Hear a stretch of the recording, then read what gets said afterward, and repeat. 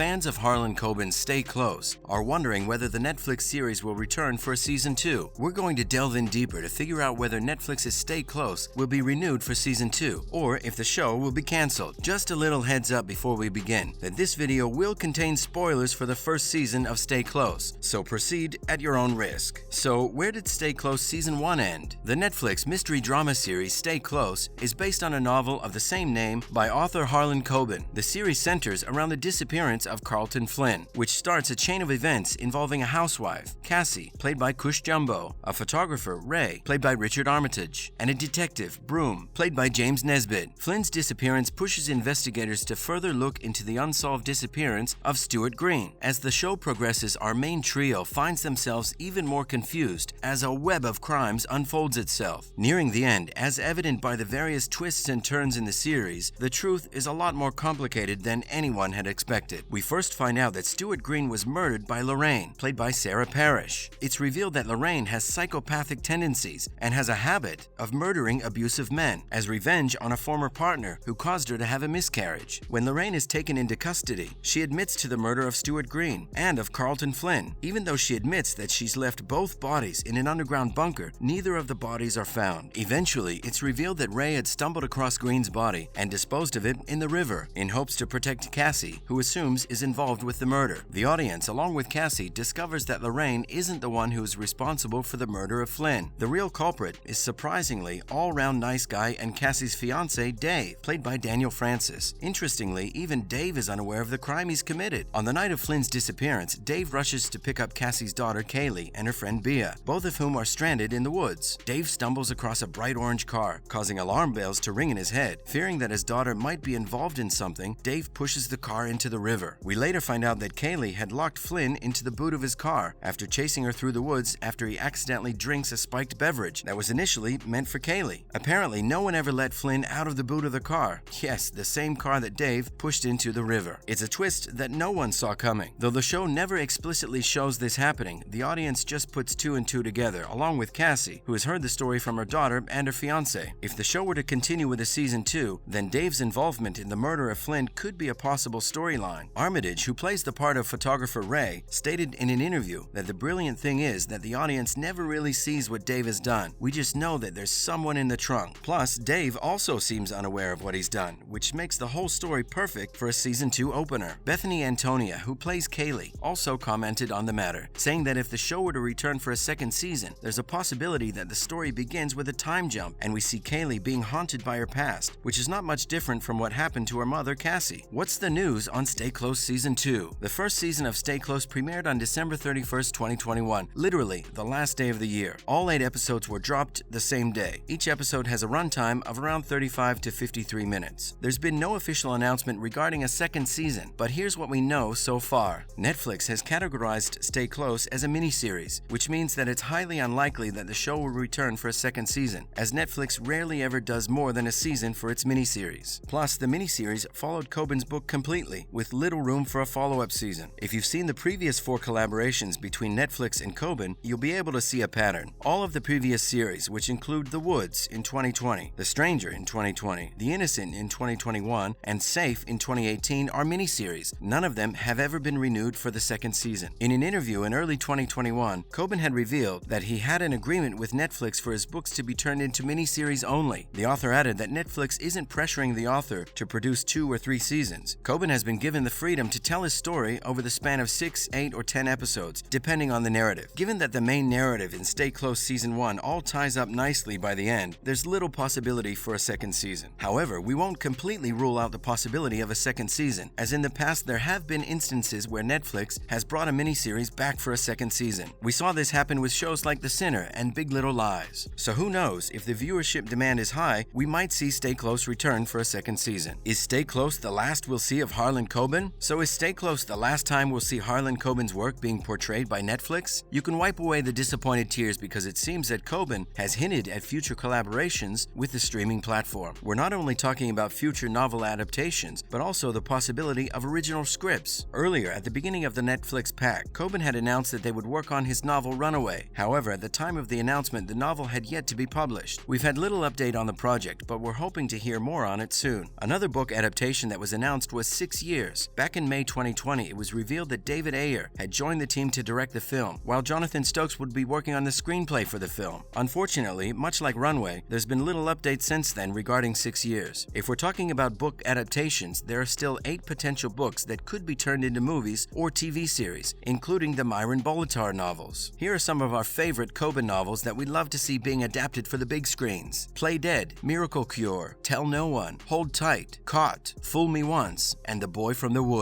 Are there any Harlan Coben books that you'd want to see on your TV screens? Let us know in the comments below. What are some other best miniseries on Netflix? So, what to do while you wait for the announcement of the next Harlan Coben Netflix collab? Well, Netflix has its share of some brilliant, binge-worthy miniseries. Here are some of our favorites that we think you'll really enjoy watching. First, we have Alias Grace, another series that was adapted from a novel. Alias Grace is an adaptation of Margaret Atwood's historical novel of the same name. Sarah Polley's adaptation is directed by Mary Harron and portrays a bone-shuddering psychological horror. Set in 1859 Canada, the series portrays celebrated murderer Grace Mark's interview with Dr. Simon Jordan and the ongoing conversation that unearths a pattern of violence and trauma. The series will definitely keep you up at night. Up next, Jiri Haji. If you enjoyed the twists and turns and Stay Close, then you might love the unconventional yet alluring plot and form of Jiri Haji. The series follows a Tokyo detective, Kenzo Mori, who is tasked by a prominent Yazuka crime family to secretly go to London and to track his brother Yuto, who was assumed to be dead a year ago. The series is full of unexpected twists and turns, not just in terms of narratives, but also in terms of form. During certain moments in the series holds a dark and violent atmosphere, but at other times you see moments that are funny and somewhat wholesome. The unconventional thriller is definitely worth the watch. And of course, The Queen's Gambit. The 7-episode limited series is based on a 1983 novel of the same name by Walter Tevis. The Queen's Gambit takes place in the 1950s and 1960s, focusing on chess prodigy Beth Harmon. The show's script is the perfect blend of tragedy and fantasy, as are the many works of Scott Frank. Unlike most sports stories, the pacing of the series is actually done really well. The Queen's Gambit is a work of art, riveting and spellbinding. Once you start, there's no going back until you conclude the series. Are there any miniseries that we failed to mention? Do let us know if we have. Plus, we'd love to hear your thoughts on Stay Close. What do you think of the ending? Do you think there's a possibility for a second season? Or do you think that we've seen the last of the characters in Stay Close? Do you think Harlan Coben will return with another Netflix collaboration? Let us know your thoughts in the comments below.